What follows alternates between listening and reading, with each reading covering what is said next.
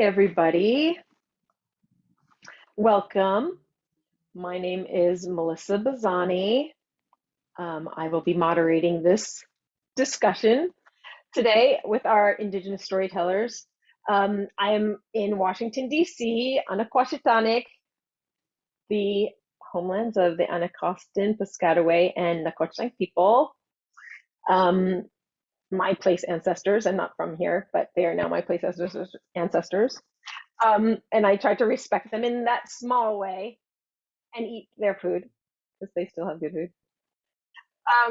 I'm super excited to be joined by three filmmakers who are in the festival and one filmmaker who is not in the festival but has been invited to talk with us in this conversation. I'm so tempted to just talk about our relationships or how we know each other or don't know each other because Ronnie Jo, I don't know you at all. I'm so excited to meet someone new. Colleen and I are extremely intimate. I didn't invite her to this, but she and I almost text every single day. Justin, I have known about maybe since like 2014, maybe. And Kiara, of course, we have some history too with previous films. So, but this is like the first time that we're all kind of, well, definitely the first time we're all talking together. And so I'm going to ask you all to introduce yourselves in whatever way you would like, and then we're going to jump right in. Who wants to volunteer to go first? Okay, Colleen, you're going first. Okay, hi everyone. Halito, my name is Colleen Thurston. I am a Choctaw filmmaker from Tulsa, Oklahoma. I live in Tulsa, Oklahoma. I'm zooming from Tulsa, Oklahoma. As Melissa said, we go way back. I used to live in DC, and I remember being involved with DC EFF 10 or 15 years ago with a screening then. I am not screening anything in the festival this year. I would just honored to be asked to speak, and you know, I'm just gonna fangirl over the rest of you. That's all I have to say. So I'm going to go around my screen and I'm going to ask Kiara to go next. Aloha, I'm Kiara Lacey, and I am currently in Seattle, Washington, on my way home to Hawaii. I am a Kanaka Maoli filmmaker, and I am a fan of all the filmmakers here. Colleen, I've worked with. Justin, I adore. Ronnie Jo, it's my first opportunity to connect with you, so excited to be in conversation with you today. And that's a perfect setup because Ronnie Jo, you're next. You know what? It's so funny. I'm looking at your Zoom, your Zoom name, and it says Doctor. And I'm sorry if I'm being so casual. I don't even know you, but you look so approachable. I'm just calling you Ronnie Jo. I don't even know if you go by Ronnie Jo. That's perfect. I go by Ronnie Jo. Thank you. Ayakui. I'm Ronnie Jo Draper. I am a Yurok filmmaker. My people are in Yurok land in Wichita, California, and I currently reside in Provo, Utah. And I'm thrilled to be here and be part of this conversation. Ke aloha nui a kākou pakahia pau, o wano o Justin Chong, no mililani o ahu mai au, he Kanaka Maoli wau. Aloha, I'm Justin Chong. I am born and raised in Mililani, Oahu, Hawaii. Yeah, Kira knows, Mililani. I am Kanaka Maoli, and yeah, excited to be in conversation with all of you today as well. Thank you for having me. Thank you all for being here. It's funny, you know, everybody was asking me what I want to talk about, but I'm very aware that filmmakers, especially when you have a film on the circuit, you're always asked to talk about the same things over and over. And then sometimes you feel like really important things are missed and you never have an opportunity to talk about that. Of course, all of your films are very specific to place. And so I think that's important to you all. I did mention in our little, pre-game too, that yeah, I'm interested in finding out from the four of you how you walk into a community and then extract yourself from that community if it's not your community. And I'm interested in knowing about what protocols you all use to enter into community and to be in community with people whose stories or part of their stories that you're telling, and then how you leave a place. So I'm going to put that out there that I'm interested in that. But if you're not anymore, or like that has been your discussion for the past year or whatever, that's fine. But yeah, maybe that could be a starting off place if you guys want to talk about that. Or we can also I can write down a list of things that you want to talk about. I think this is a topic I think about all the time, because even if you come from a place, or you are like, you have ancestral ties to a place or a people, for me, that's part of the conversation in terms of how you connect with the work or the storytelling. But that's the full piece of it for me personally.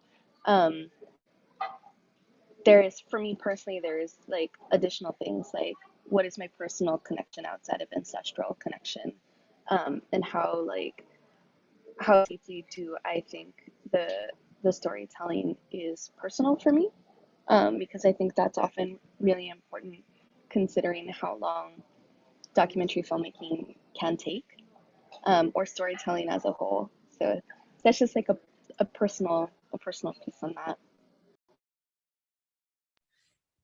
On the piece that I have in this film festival, Scenes from the Glittering World, that was shot on the Navajo Nation, and I'm not Navajo. And so that was particularly a particular consideration. I don't claim insider status as an Indigenous person while working with Navajo people. I still see myself as an outsider to that place. I think that I'm able to bring an Indigenous lens in a particular way, like a particular set of questions, a particular sort of sensitivity, but I think I have to remain very conscious of my outsider status, and understand that there, just a lot of things I don't know, and that I've got to ask a lot of questions and take a lot of care. So I think, that's very different than the work that I've done with people in my own community, where I think then in those cases, then I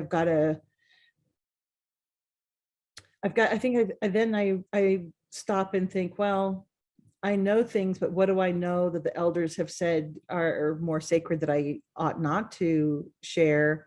And how do I balance that?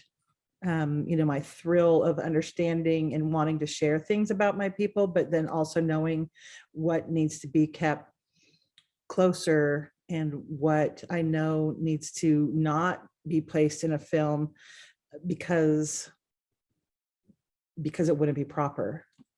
It seems really delicate.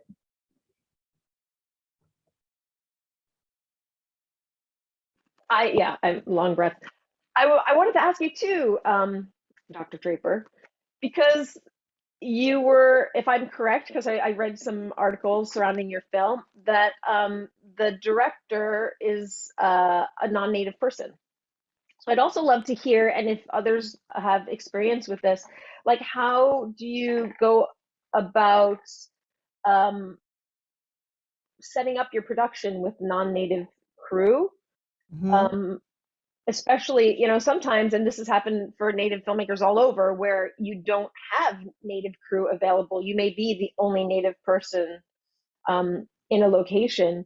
So is there some particular care that you take to setting up before your group moves into? Yeah, for this particular production, I came on after things were kind of going, and part of what had happened was there was a sense that there was going to be a different kind of story. It was going to be a story about school and what was happening in school, and then the director became shockingly interested in just the young people, right? And so then was doing more, out of school stuff with the young people. But and then when I came onto the project, it became I started asking more questions, and then the director said, I don't think that this story is about what I thought that it was about. And I just smiled and I said, good eye. Yeah, it's not. And part of what the story was really about was about the story that the young people wanted to tell. And so the question was, are we doing the young people right? And are we doing young people right? And are we doing young Native people right? And I think that young people are easy to exploit anyway, and young Native people even more so. So, the question was always how are you cooperating with the young people? How are you cooperating with the community? And even changing language around, these are participants. How are they participating? How are they compensated? How are they, we're breaking maybe documentary rules, but we're living, the right way, or in ways that are good, for how we need to work with these young people. And so the director and the people who are working on it were very open to that, and I appreciate that. They were welcoming. They welcomed being pushed around a little bit, and I think that's the only way that could work, was having me say, and I need to push you around a little bit. And yeah, please push us around. So I think if they weren't open to that this wouldn't have worked at all. Can I follow up to that?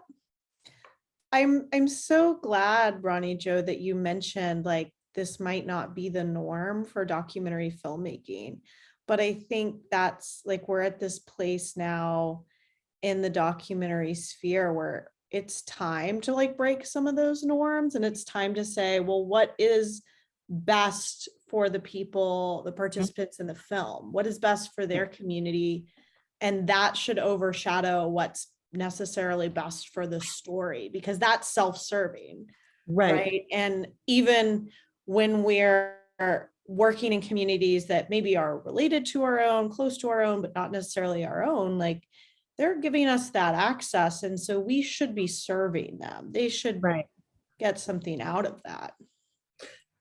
Right. So that, maybe generally you don't pay participants, but then, in the case of this film, if the participants are having input on location and having input on story and having input on where to set up the camera, I mean, they're doing a lot of work. They're having a lot of creative input, which makes sense. If we're doing true collaborative work, they need to be compensated for that time, that energy, that creative work. And so that rule can be broken. And an associate producer's credit is really cheap. Right. Just saying.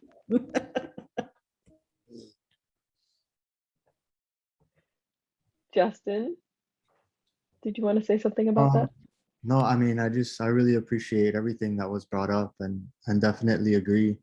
To the point of shifting modes of the rules of documentary storytelling, and how we engage with and interact with our participants, and those we're collaborating to tell a story with. I think with my particular short film that's playing in the festival, Pili Kamo'o,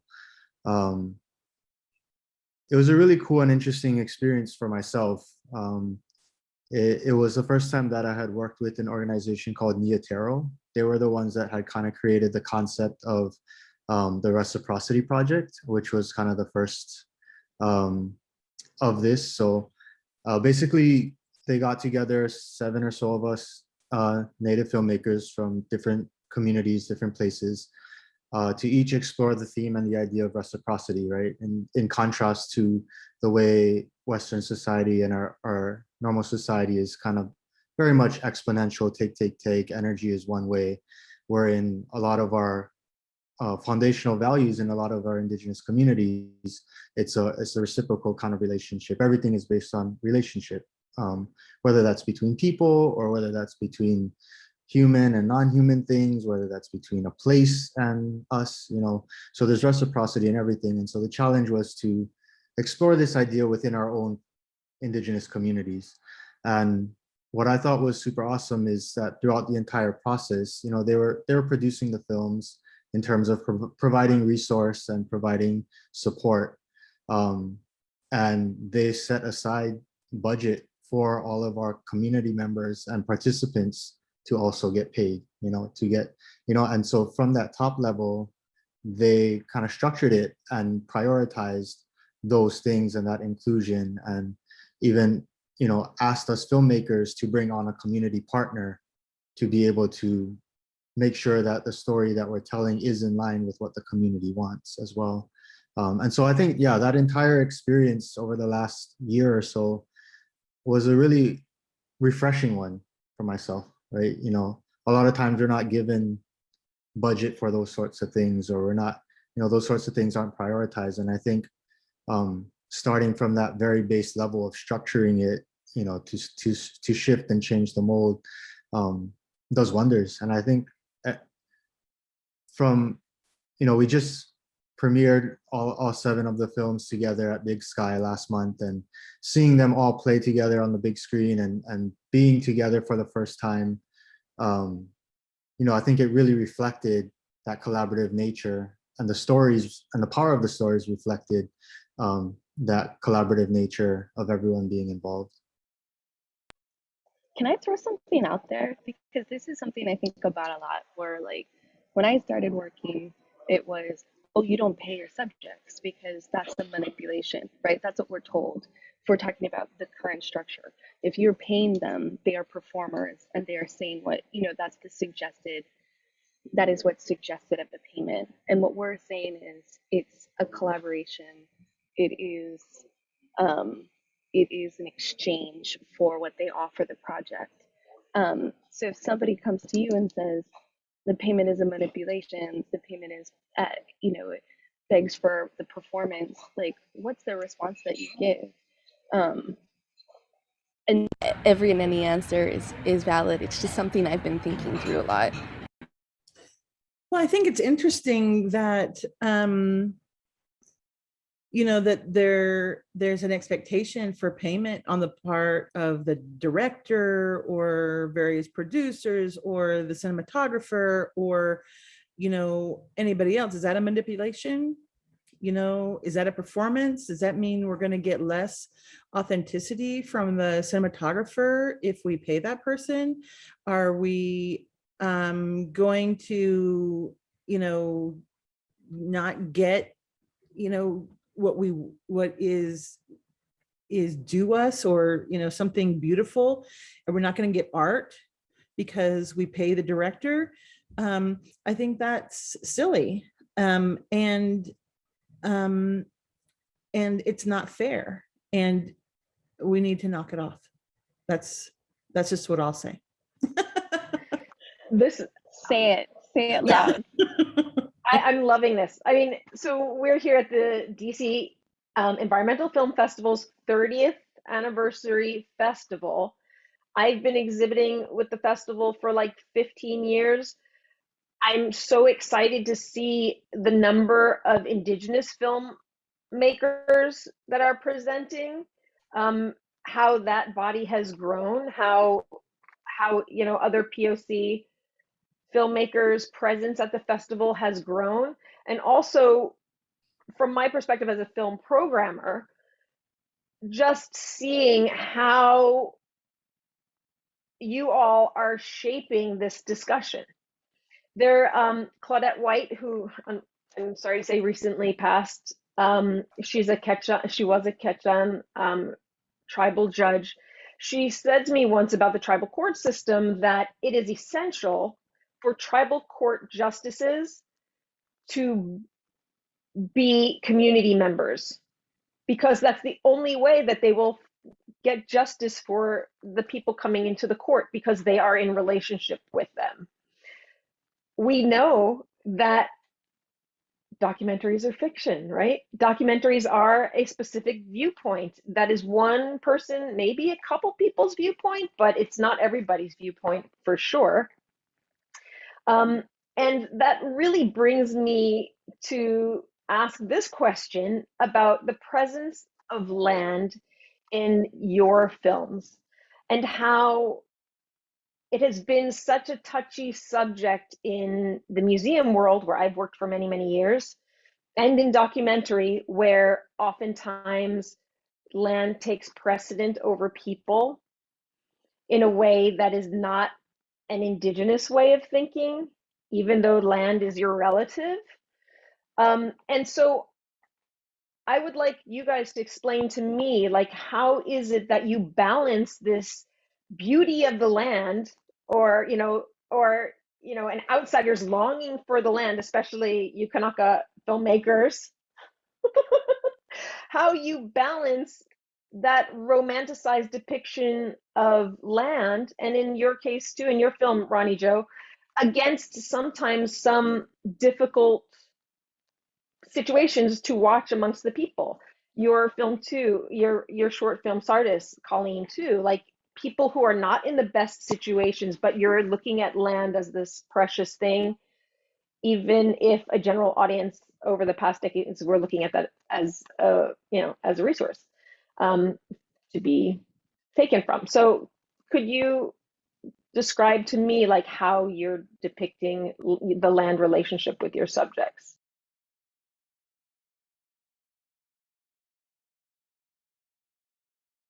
I guess I'll go. Yeah, I think for myself, and to Ronnie Joe's point about the perspective that the filmmaker brings as an Indigenous filmmaker, is also that worldview, that and the sensitivities to being in a place and choosing to point the camera in a certain direction, or frame the land in a certain way, comes from those sensitivities as being of and part of that land, at least speaking for myself and telling stories in and of Hawaii.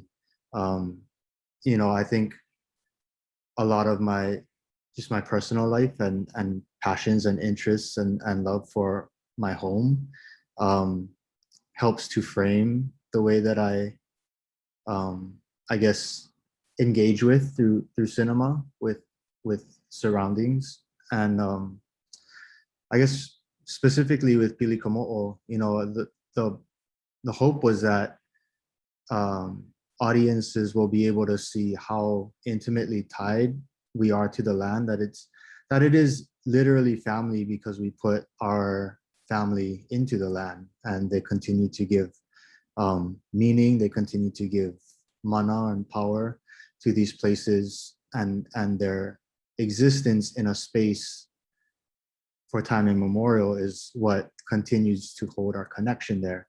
And it's when those things become severed and forgotten and dug up for what we call today as progress, that disconnection from land begins to happen. And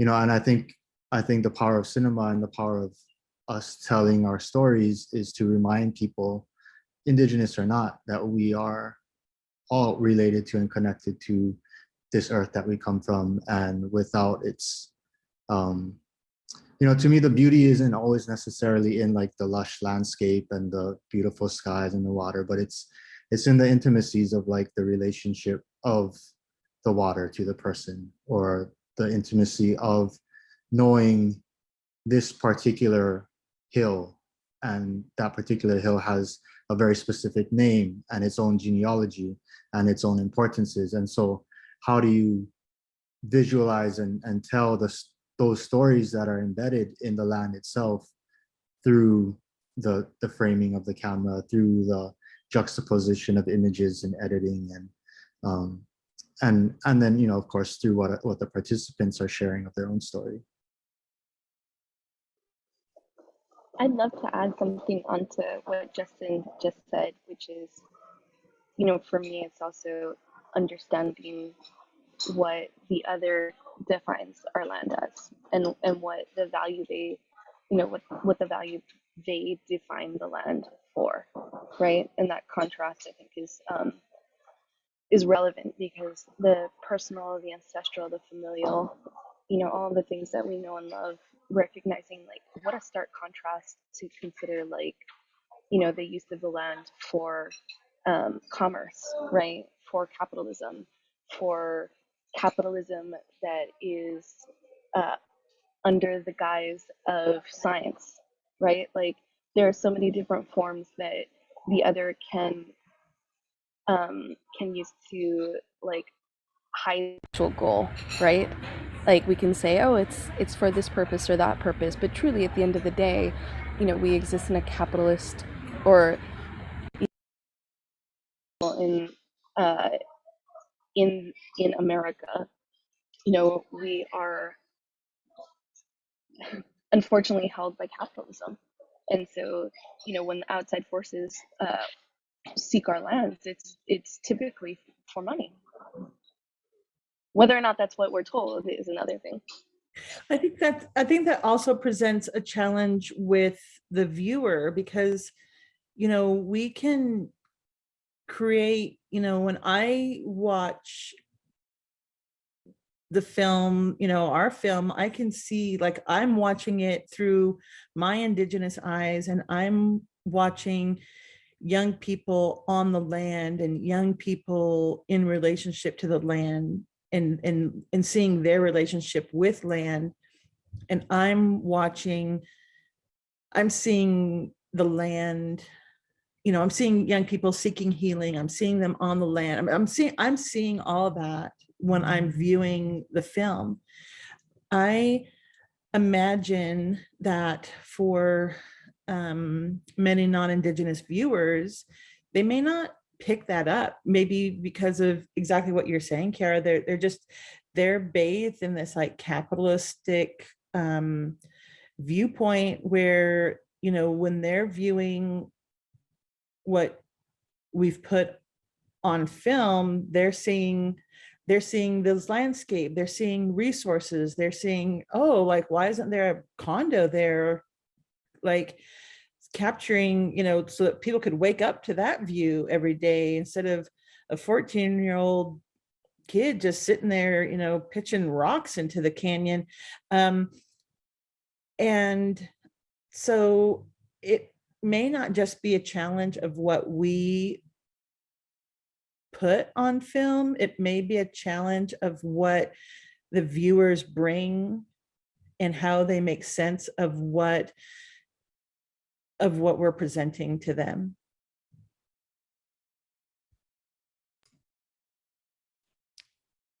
I really appreciate all of your sentiments on this and agree with a lot of what's being said. Justin, you mentioned like the land is familial, the land is our relatives. And in that way, as a storyteller, the land is a character, and it might not have a character arc in the same way that our protagonists do, or it might. But we're introduced to the place, and we spend time with that place. And it's much more than just place setting. It's much more than just like, let's put a land acknowledgement at the beginning and then move on. It's like, no, we're here, we're growing, we're learning, we're understanding from this land and this place, just as we are from the people of this land and this place, because those things cannot be separated.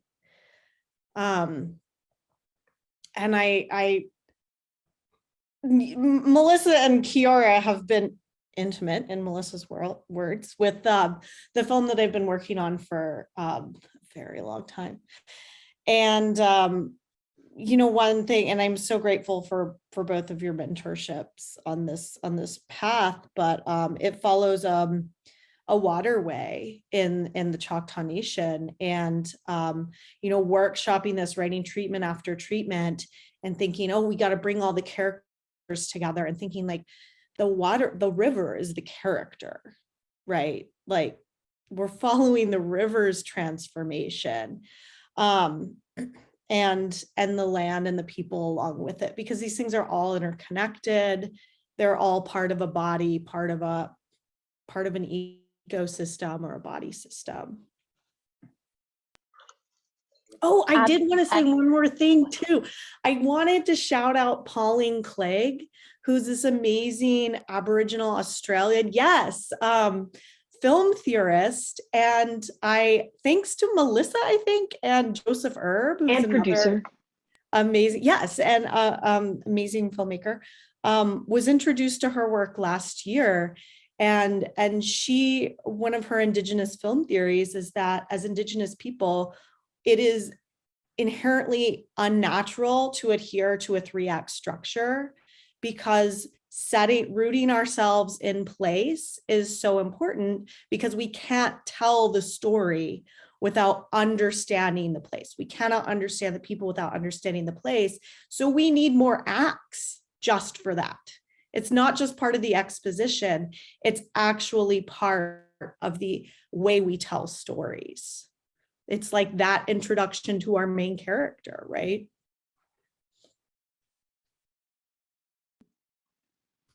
Kiara, I don't want to cut you off. Did you want to say something? Oh no, I think yes, I do. I think what excites me is, you know, my takeaway from all of this is, what's the new vision, right? What's the new vision, not only in terms of like how we see land, but also how we tell our stories. And you know, what can that be, and that perspective that isn't necessarily new to us, but you know, is something that we can offer, you know, that people can take away. Oh, you know, maybe there should be a condo there because the view is good, right? Maybe it's a way to like, it's a new vision for people to rethink how they address things, even from within my own community, right? Because there are plenty of Hawaiians that would, you know, that don't necessarily have the same experience with culture, and even my own experience as a Hawaiian is evolving, right? And I'm constantly learning what it means and relearning what it means to be a Hawaiian. So like offering these new visions, right? If we have a vision for ourselves collectively as Indigenous peoples from a community, and or for others to kind of look towards, I don't know, if we don't have the dream, then you don't have like, or that beacon to go to, you know, if we can offer that to the world, that's something that I don't know, that I've been thinking about a lot. Like if you put it out there, like can that lead us to in that direction? But I think it goes to the point that, you know, when Indigenous folks make movies, those movies are going to look different. You know, they just have to, because we're going to do things differently. We're just, and I think that can be frustrating for folks who, it can be frustrating for Indigenous people who want to make film and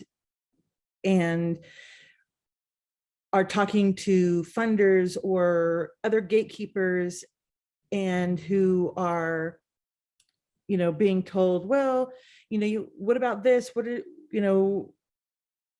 what is, what are you doing here? What's your treatment? What's your, all these kind of questions. And you're like, yeah, well, I'm not, land is one of the characters. And they're like, what? So, and so, I'm not doing this in 3 acts. I'm doing a circle story. I'm doing, I'm meandering. I want you to imagine walking with your grandma. I want to have young people tell a story that they want their grandchildren to hear when they're, when they're old. And that, I think that becomes a bigger challenge too. But on the other hand, we have to expect that, because, film just grew up in capitalism also. It was born and grew up in this place, and so it's, grew up under these rules, and it makes sense that when we, bust our way in here, we're going to have to do things differently and create new kinds of beautiful stories. I'm laughing over just here rambling. because no, you're not. I'm laughing because when after I watched Justin's film, I texted Colleen, as I usually do, and I'm like, oh my gosh, I am so happy that he didn't have a little glossary pop up to explain the Hawaiian words. And I was joking because I'm like, you know what? You can buy Mary Kavena Pukui's amazing dictionary for like $4 on, Better World Books or something. And I was really thinking afterwards, like, wow, 10 years ago, would he have had producers that understood that? Did those producers even exist? And Justin, I want to talk to you about that, about maybe, again, because, well, I think the early works that I've seen that you shot were for PIC. And so maybe they were already developing a system there, where, more hands off, or also speaking to a very specific audience. But even share with us like how special maybe it was, I'm assuming, but how special maybe it was for you to work with people that weren't like, okay, we're gonna have titles every 2 minutes and we're gonna explain all these words. Yeah, I mean, I think that's a huge blessing to be working with and in collaboration with people and funders that understand that intention and that allow for it.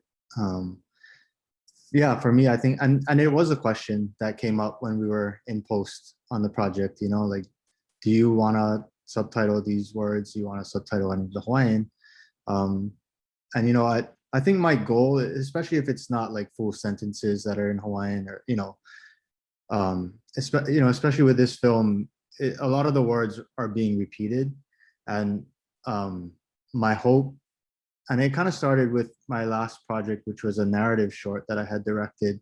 There's Hawaiian words in there as well. And with both projects, my hope was that the repetition of the word and seeing it being used in the context of the story and of the visuals, that people would naturally just pick up on it or learn it, right? And in that, it gets to this other conversation, I think, that's almost even broader with like, I think, Ronnie Joe, you had mentioned our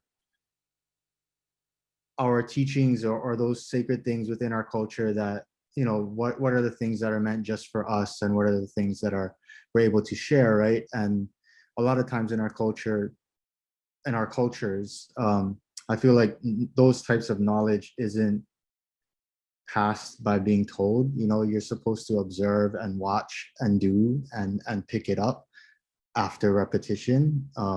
It's like when you're sitting with an elder, you're taught not to ask questions, right? You just shut up, you listen, you watch, and you learn. And so, I think in that same vein, by treating that with the Olelo Hawaii, with the Hawaiian language, at least the words in the film, hopefully we're training audiences and non-native audiences to think and learn in those same ways, right? And that I think when you present them with that opportunity, those words tend to stick more than if you were to just give it to them. And I think that's the reason our elders didn't just give us information, because, you know, it's in their wisdom, they knew that if I just told you, you're not going to remember it tomorrow. But if you watch time and time again, and then you tried yourself and maybe failed and tried again, eventually it's going to stick forever, you know? And in that same vein, I think we can do that in little ways with the filmmaking. It That works, is, Justin. yeah. It's so beautiful.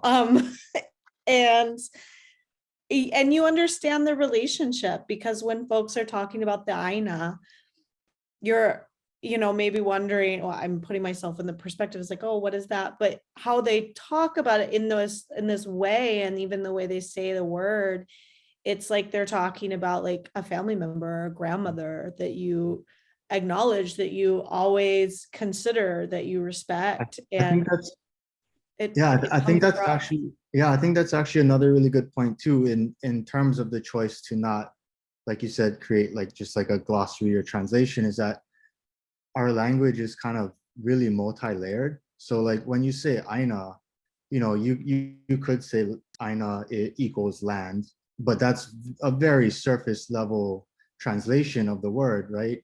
Aina is also that which feeds, that which sustains, you know, it's you know, it holds this breath and this like sovereignty and this ea. And so I think, like, to your point, that's really cool to hear you say that, you know, like when you just hear it and you try to understand what it is in that context, you absorb all these layers of meaning, which is much deeper than you just reading, okay, they're saying Aina translates to land, okay, land.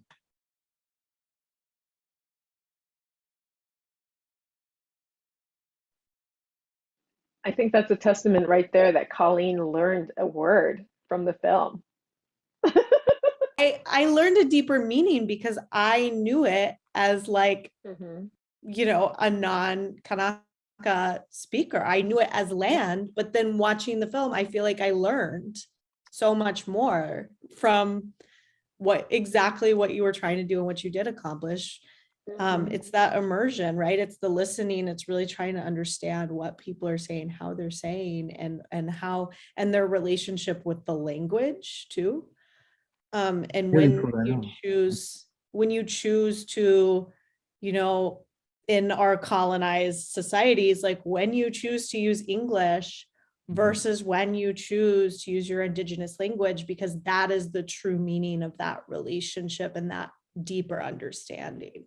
There Yeah, is no, you know, there is no English word that encompasses that. right, right.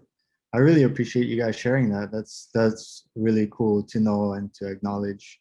And yeah, and to that point, you know, it's almost second nature. And so I don't even necessarily realize, like when I'm interviewing the family or whatever, that they're, you know, they're naturally choosing to use the Hawaiian word instead of the English word in their sentences, right? And it's just natural. And you know, grateful that it, like for myself, I can understand what they're saying, so that it just seems like it's almost all in English to me. But that yeah, hearing that as an audience, it's really cool to like pick up on that natural tendency to, when people tend to use the native tongue and within the context of an English sentence, and then how that creates those layers of meaning. So mahalo for sharing that. I am aware that we're coming up on our time a little bit. I feel like we just started talking. Um, I could talk to each of you for hours and hours. Um, but maybe, you know, this is funny, but maybe go around and talk a little bit about each of your films and then we'll wrap up. Does that sound like a good idea? Because I'm wondering if, you know, especially with the shorts, um, sometimes they get lost in a big festival. And so I want you all to be clear about the titles of your films, and also your maybe future projects with Colleen, because she's not screening anything in the festival. Kiara, you're going to go first because I know you're on a time budget.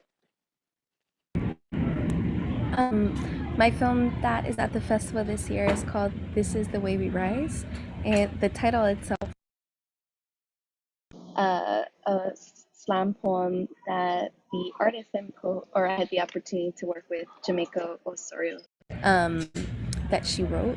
And the film started out as an artist profile, just to talk about her practice and process as a creative, but became something more in terms of her protection and work to sustain Mauna Kea, which is a sacred site on the island of Hawaii.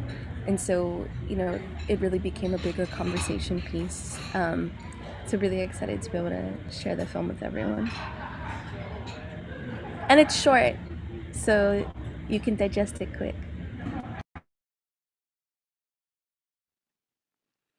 Thank you. Dr. Draper, do you want to go next? Sure. Scenes from the Glittering World is a long documentary, a full-length documentary about 3 young Diné Navajo people who are attending high school at a remote high school in Utah. And it's about their in-school and out-of-school lives as they sort of just make sense of their life in a year in their life in Navajo Mountain High School. And I'm currently finishing up a short movie on a documentary on fire on the Yurok reservation, and looking at Yurok women who are bringing back fireways as part of regular, Indigenous land management practices. So I'm doing that as well. So having a very good time. That's so great. I'm excited for that documentary. Justin, tell us about your film.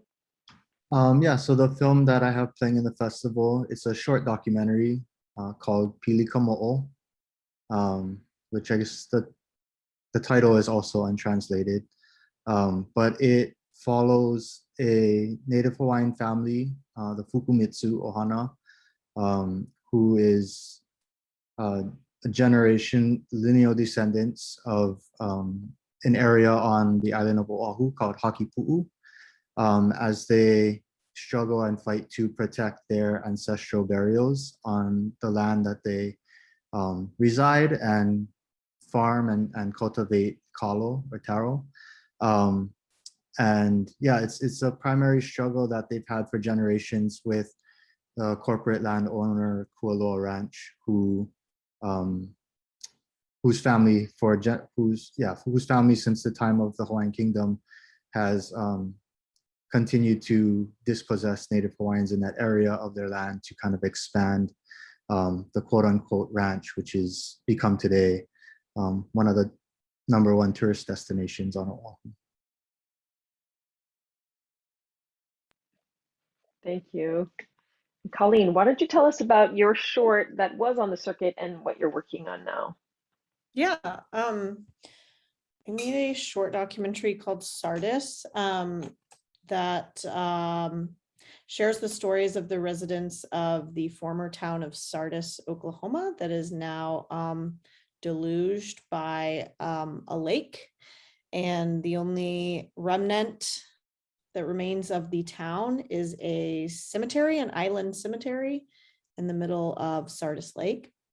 And that film is really a short segment within the longer documentary that I have been working on for about 4 years called Drowned Land, which examines and explores the history of resource exploitation within the Choctaw Nation of Oklahoma. And like I said, it centers around this watershed, the Kaimushi River watershed, which is the lifeline of the community. Thank you. And thank you, everybody. I think we're just at our mark. I want to thank DC Environmental Film Festival for having us all here, for convening us. I want to thank the sponsors of the film festival. And I personally really want to thank the four of you as a non-native person and someone who is just deadly curious. I love having this conversation with you and learning a little bit more. And hopefully I could be a bit of a bridge between Indigenous and non-Indigenous audiences. So thank you so much. And I hope you enjoy the festival, even though you're not here in DC. Thank Much you. love. Good meeting you all. Thank you.